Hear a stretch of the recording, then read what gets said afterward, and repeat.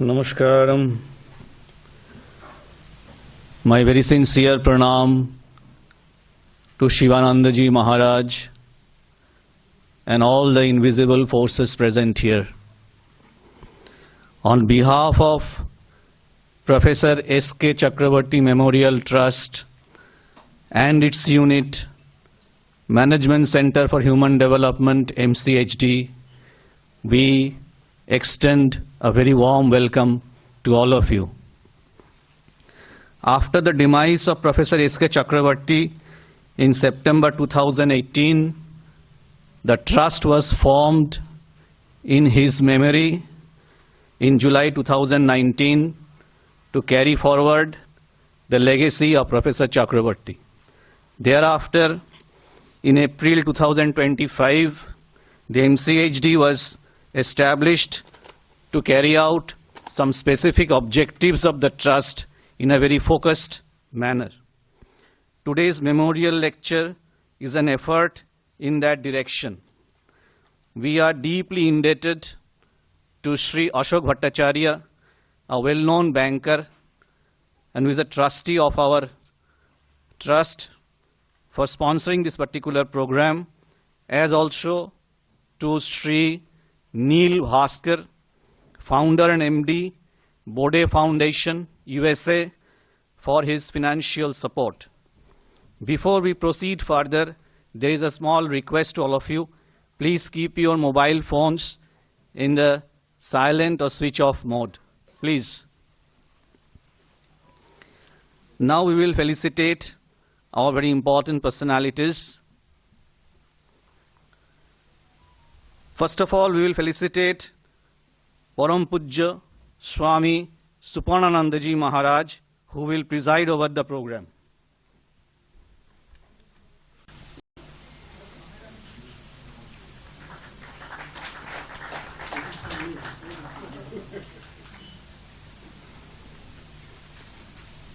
Next, we will formally welcome our very respected speaker of this program, Sri Shraddhalu Ranade from Sri Aurobindo Ashram, Pondicherry.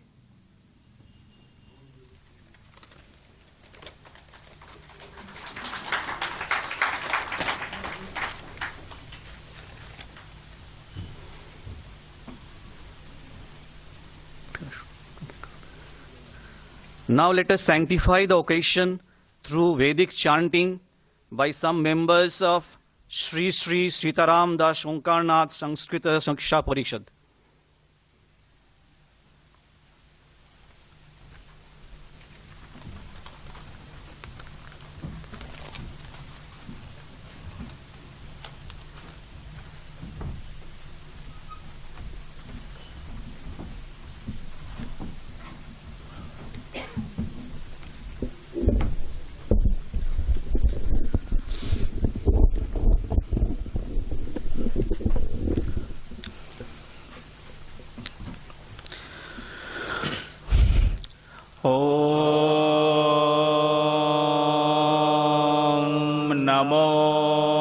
भगवते वेदपुरुषाय नमः। ॐ नमः श्री गुरुचरणकमलेभ्यो नमः। ॐ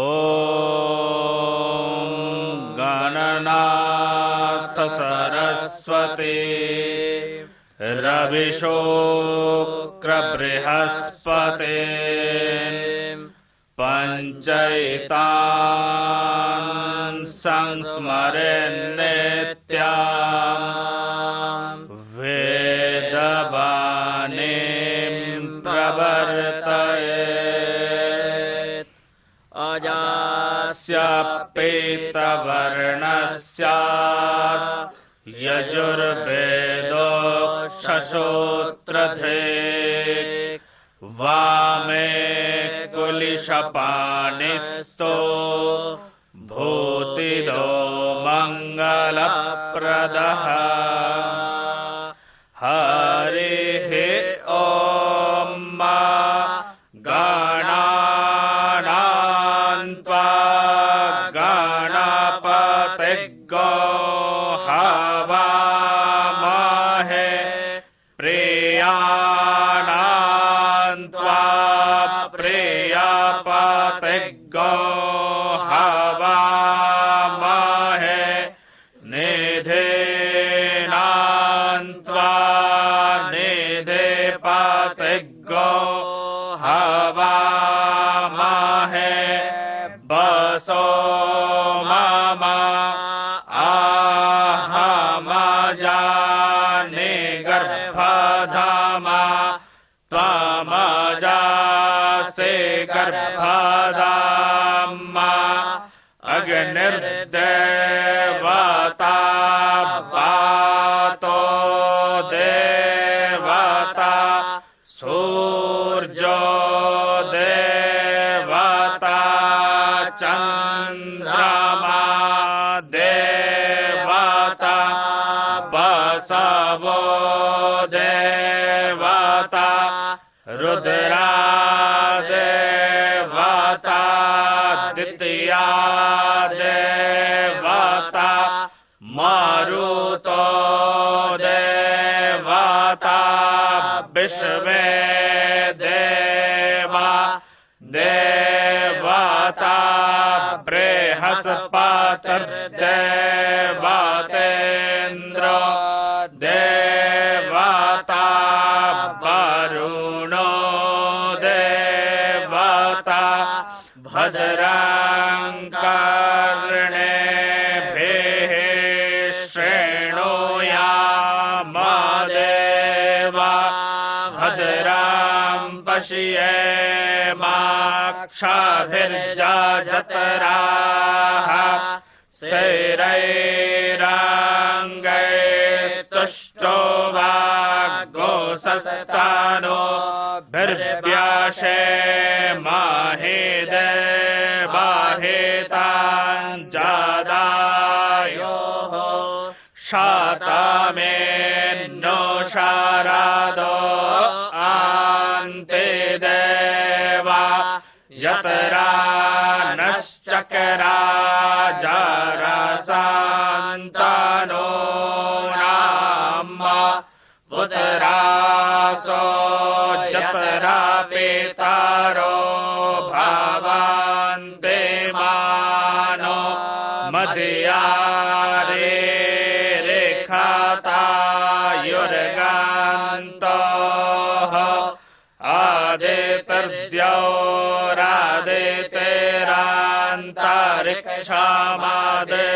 आदितिर्द्यौरादितिरान्तरिक्षामादितिर्माता सा पेता सा पुतराः विश्वे देवा आदितेः पाञ्चजना आदितिर्जातामादितिर्जानित्वाम् द्यौः शान्तिरान्तरिक्षगो शान्तिः पृथिवी शान्तिरापः शान्तिरोषधयः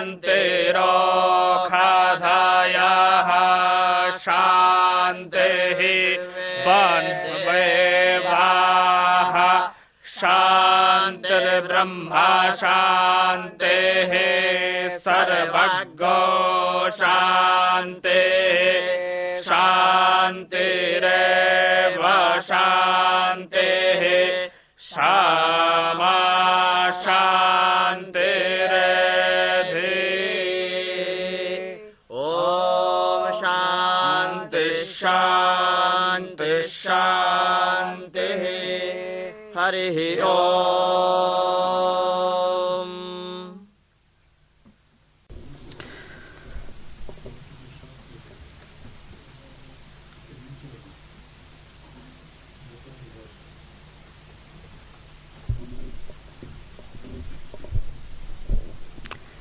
We thank the members of Sri Sri Sitaram Das Omkarnath Sanskrita Shiksha Sanshad for their enchanting rendition. Now we will invite our chairman of the trust and the center, Dr. Shubhit Chaudhuri sir, former director IIM Kolkata, to formally welcome you all. Sir.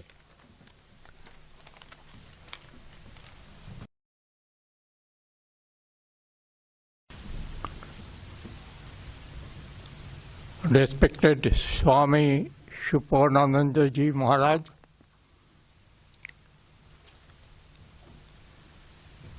Sri Sodhalu Ranade, who will deliver the talk today, the distinguished gathering, to see many of my old friends. Among them, I can see Professor Shomi Chatterjee and Maya Chatterjee from Carleton University in Australia, who have been here today and who is a member of our faculty, online faculty. I can also see Kumaran, who was a fellow, first three fellows, fourth fellow was Kumaran, and he was a research fellow under S.K. Chakraborty at IIMC during my period of directorship.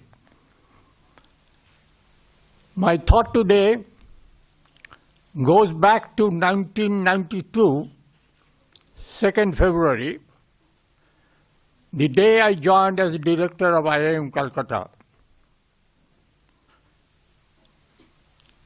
At that time, Professor S.K. Chakraborty was planning to leave IIM because he thought that his interest has shifted from finance to spirituality in management, and at Indian Institute of Management, Calcutta, which was set up in collaboration with MIT, Massachusetts Institute of Technology, with funding from Ford Foundation, and also a very strong leftist bias in the faculty did not allow him to pursue his interest in spirituality and Indian ethos in management. He said that management has many powerful tools. If you hand over these tools to persons whose value system is not correct from within, then whether they will really do good for mankind or gradually destroy mankind, we do not know. I said, look, I have come from outside. I shall give you support, and I know what you are talking, so please stay on. And that is the period of my tenure that Professor S.K.Chakraborty set up the Center for Management of Human Values at IIM Calcutta. This is a pioneering work. Hitangshu did phenomenal work in terms of integrating human values with management. His contention was that the Western behavioral sciences has certain limitations. It is primarily materially focused, though there has been some of the authors have preached that superordinate objectives should be brought in, but they did not know how to integrate these superordinate objectives. It is Hitangshu who pointed out that Indian ethos has this methodology of combining body, mind, and soul together so that your value develops from within. You look within instead of looking for material gain. All the business schools today, unfortunately, Indian Institute of Management was supposed to be broad management, but then now under global pressure, they have changed their degree from postgraduate diploma in management to MBA. And what is MBA? MBA is Master of Business Administration. And what does it do? It teaches everybody to material prosper. Material emphasis is at the core of it. Spirituality is not necessarily part of the Western thoughts. Now it is here that the phenomenal work started. And today it has been spreading, and even the management institutes are thinking of devising their objective that if you are only looking for profits and more profits. And we can see what is happening not only in organizations but in the whole world. There is unrest. The Trump area wants to make sure that America first. China wants to be the global leader, and there are conflicts because of the selfishness, because of the greed that goes on. And that is true for many of the organizations also.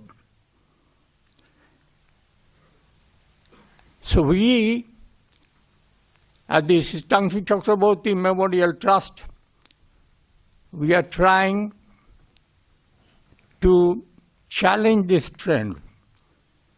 We are saying business management is only a part of management. Management has to start with managing self. If you are not managing yourself well, then you cannot have a good value system. So it has to start with managing self. Then in terms of managing the organizations, you have to blend your value system with the organizational system and then look for material prosperity, no doubt, but with spirituality. And that is the journey that we are risking today. And Management Center for Human Values has been set up with that objective. I'm so glad that today we have Sri Sodhalu Ranade to speak on artificial intelligence and human development. And who can be a better speaker than him? His background is science, but he is now a spiritual leader at the Aurobindo, Rishi Aurobindo Ashram in Pondicherry. And he is a prolific speaker. And he can really address the problems associated with technology generally, but probably the date at which the technological change is coming is reflected in artificial intelligence. While it has enormous prosperity, and sometimes when I see the result, I wonder how within a few seconds so much of information can be screened from where from I don't know, and then presented so nicely. So it has extreme power. It's a very, very powerful tool. And it has come today. You cannot stop it.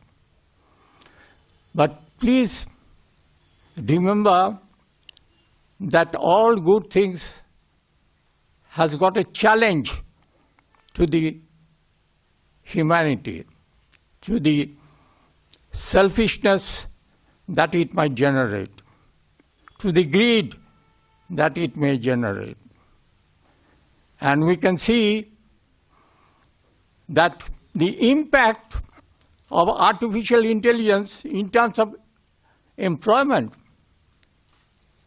and the earnings for our living will also be challenged. We can see that we are losing faith in one another. We are becoming so selfish, and we cannot trust, because artificial intelligence can put any word through your face which you have never spoken. So the faith is vanishing. Selfishness will increase tremendously. And what is the limit of artificial intelligence? We don't know. We shall hear from Professor Ranade. But I think this is the right time to really see how can human values survive with artificial intelligence, how spirituality and material prosperity can be blended together, how nations should not be measured by GDP growth, but by the growth of human values. Because we can see prosperity, but along with prosperity, we also see tremendous selfishness, tremendous greed, and we are looking for an answer. I therefore welcome Sri Ranade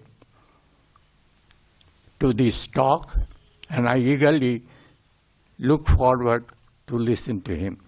Thank you.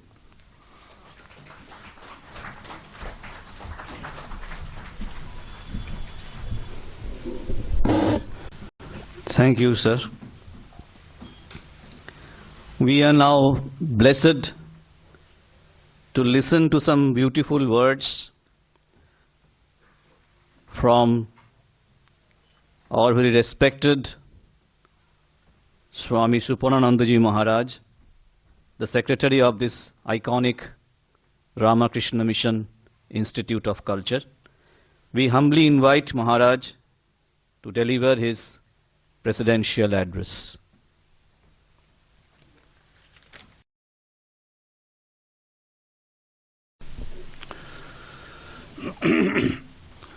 Om Jananing Sharadang Deving Ramakrishnang Jagatgurum Pada Padmetayo Sritva Pranamami Muhurmuhu.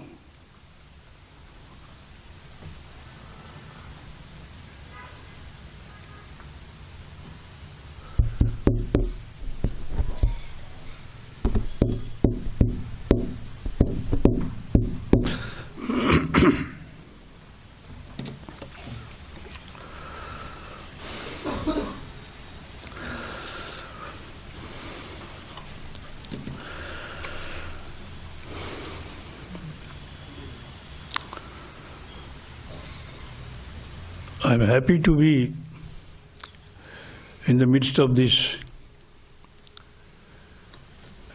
I should say, great people. Great in the sense that you, including the dignitaries on the dais, you too are great, equally great, because you have come to listen to some topic which has not been very popular and which has not been very much in use for you right now, and which has not been properly understood even. That is the main problem, because it deals with intellect and intelligence. We have not seen it. Once Swami Vivekananda said that the problem is that when we see our body, we do not see our mind. And when we see our mind, we do not see our intellect.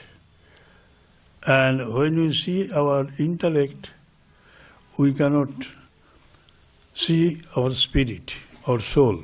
When you see our soul, when you are one with it, there is no trace of either of all the, or all these three, body, mind, intellect. And still, body is there, so palpable, we can see it, we can make use of it, and we feel that body alone is true. And we are in that very sense very much materialistic in view.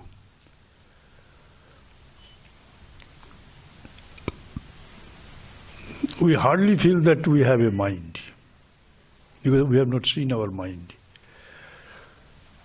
But Swamiji has reiterated that you can see, not only see, you can separate your mind from your body. And you have been doing it every day when you dream. In dream, you come out of your body, body is lying on the bedstead. You come out of your body and move about, creating a new world out of your mind. Enjoy it and suffer it also. And when you re-enter it, you are reborn. And when you cannot, you are dead. So mind is so important. Intellect is so important. And still, we are quite ignorant of it.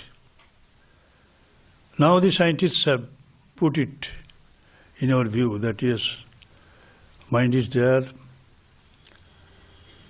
intellect is there, you can make use of it, and that's why we are here. And I thank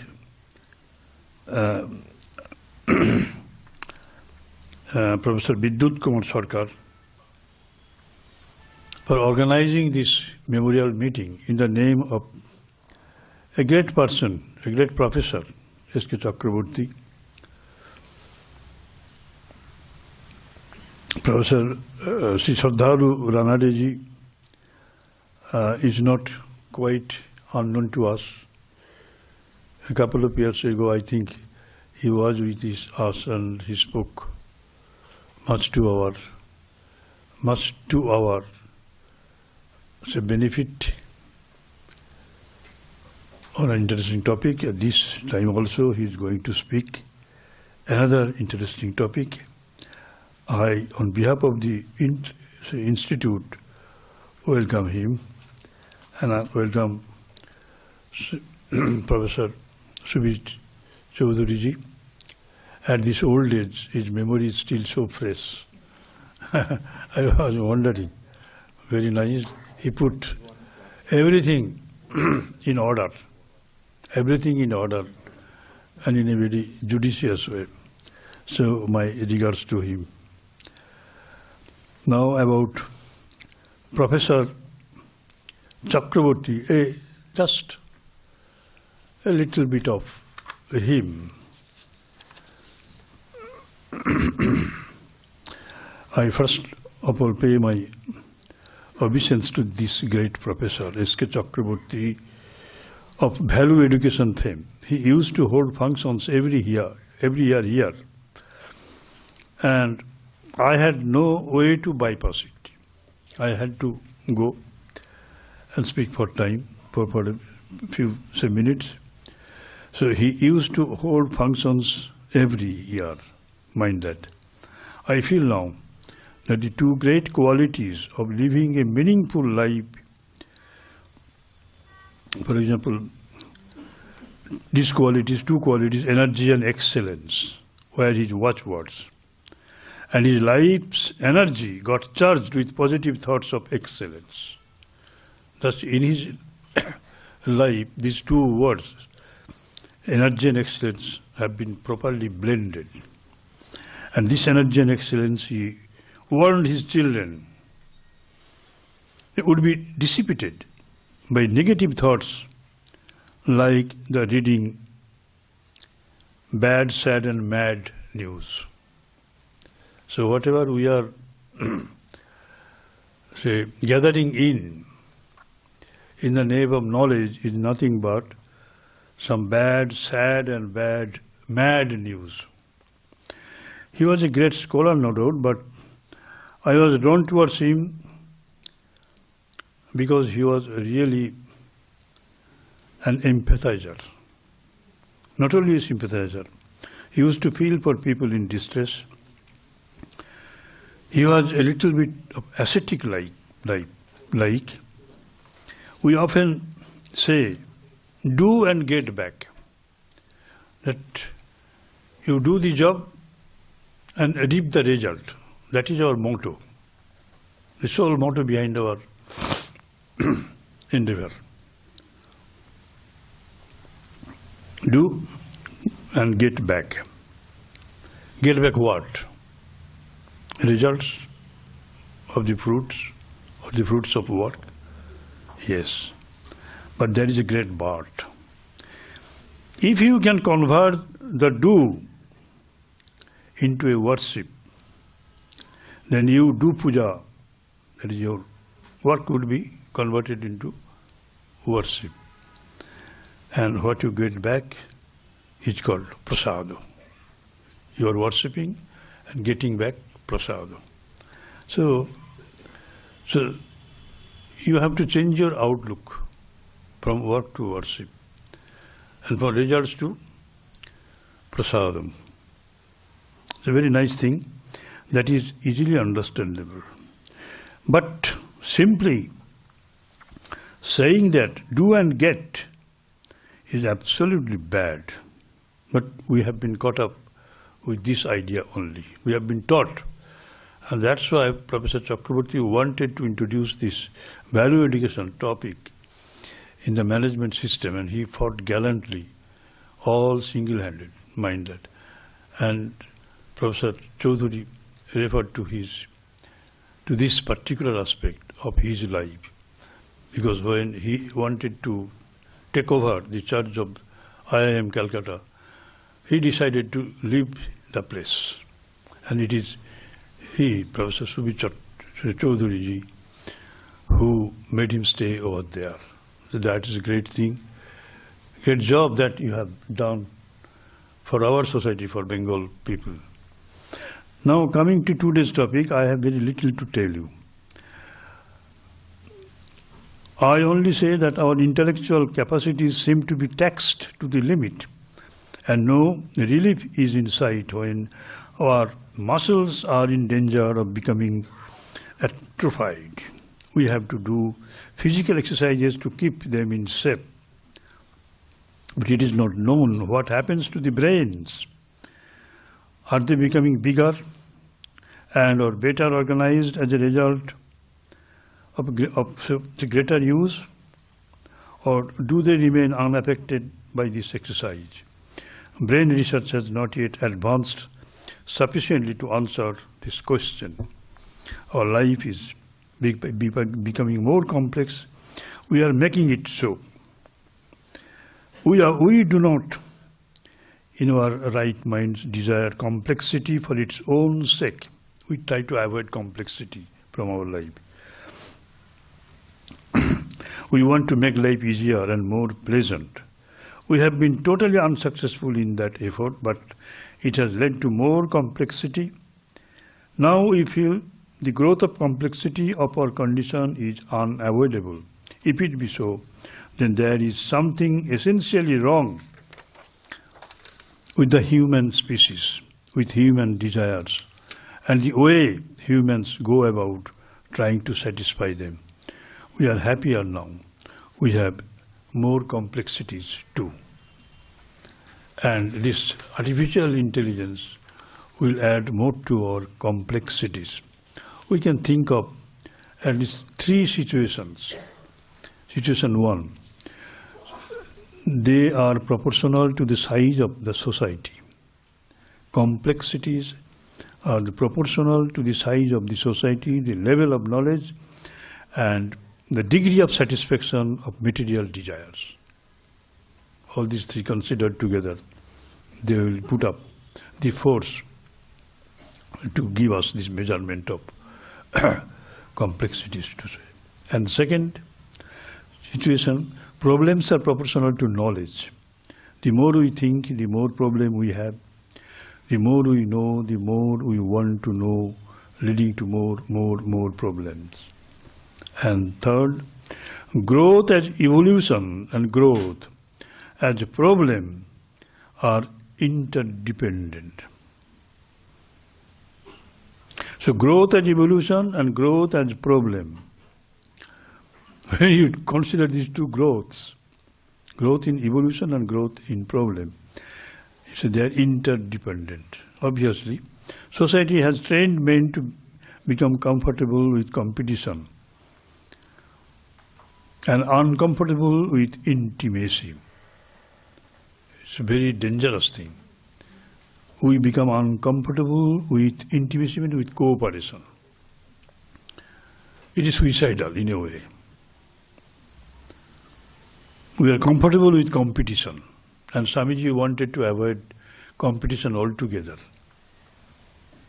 They try to encourage cooperation everywhere.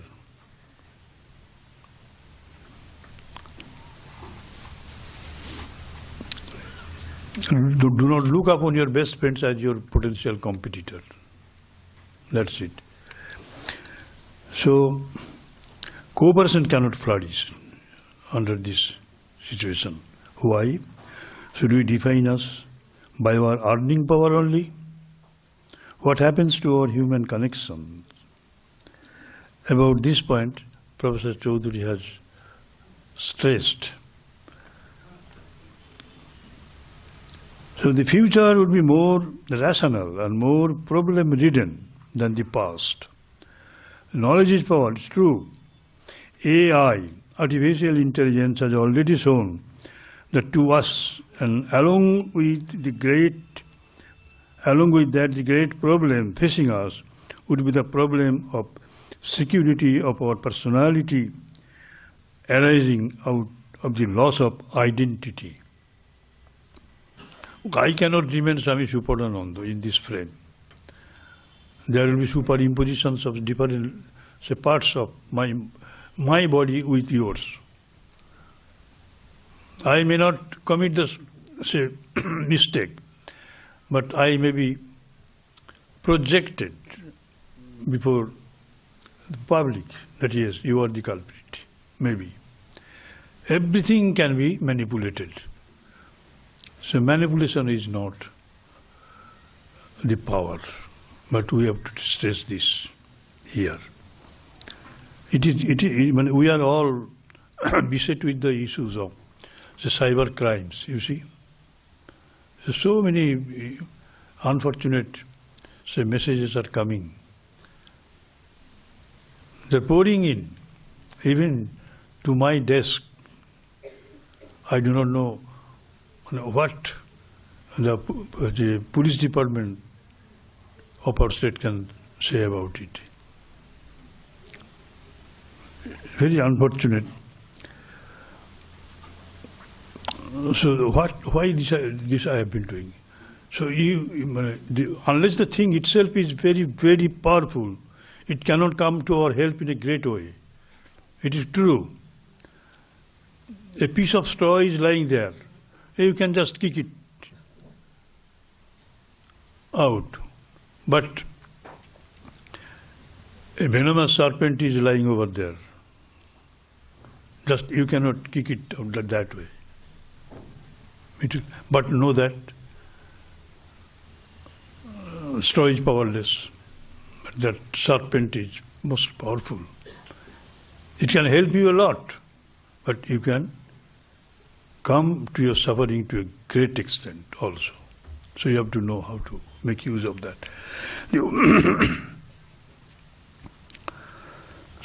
So the world is false. Nothing in this world is going to be taken as fixed.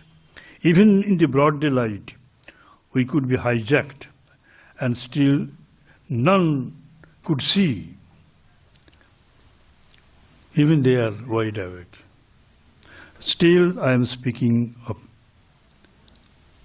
the cybercrime, which has become rampant, and we feel proud of the kind of knowledge that we have, and it is ready to explode everything.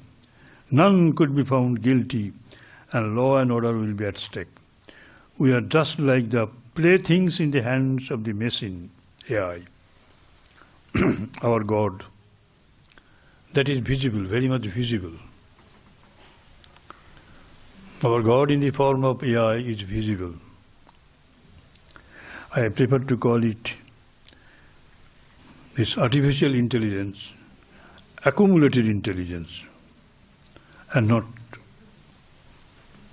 artificial intelligence as such. Why? Science is, or for that matter, scientists are against artificiality of any kind. So, not a single part in their life is artificial. They feel But all on a sudden, why they come to this conclusion that it is artificial intelligence? So I have every doubt about the sanctity of this word. Artificial intelligence cannot be artificial as such. And if they say that intelligence is artificial, then mind is artificial, body is artificial, the whole world, visual world is artificial. But they won't say that.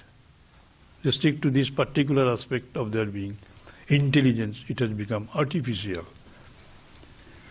Since science abhors artificiality of any kind, one great thing AI is going to establish. That's why I say it is accumulated intelligence. It is our intelligence, and we are there.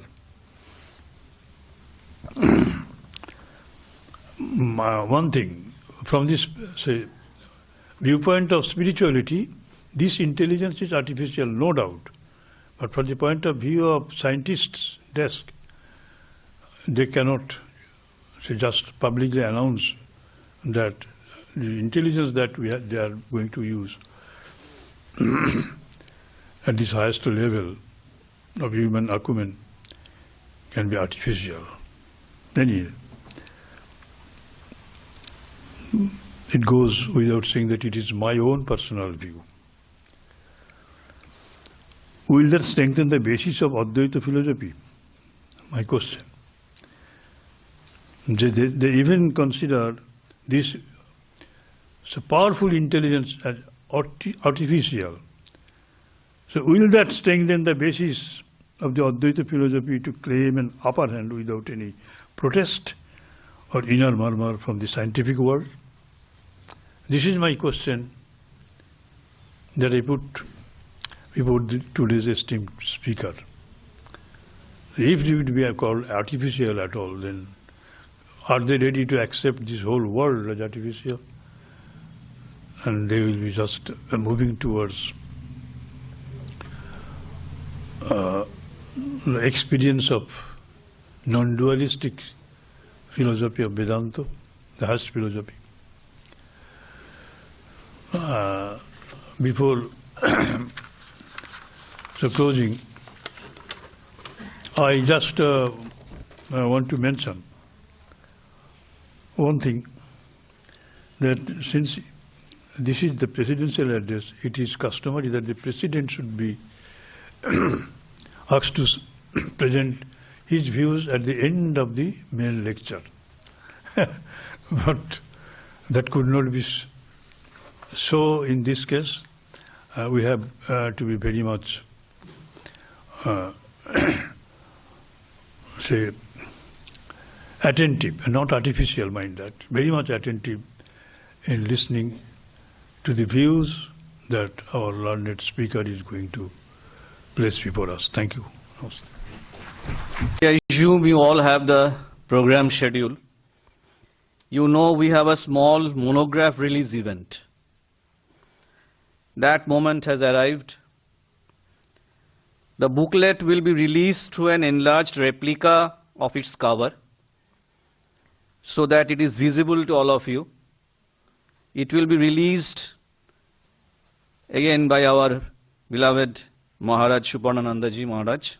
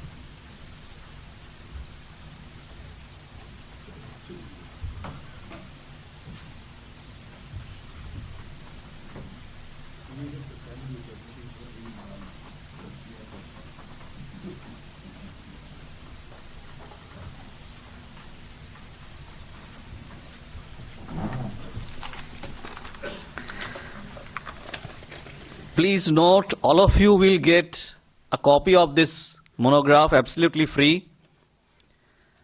After this program is over, please do not forget to collect your gift packet, which will contain, among other things, a copy of this particular monograph.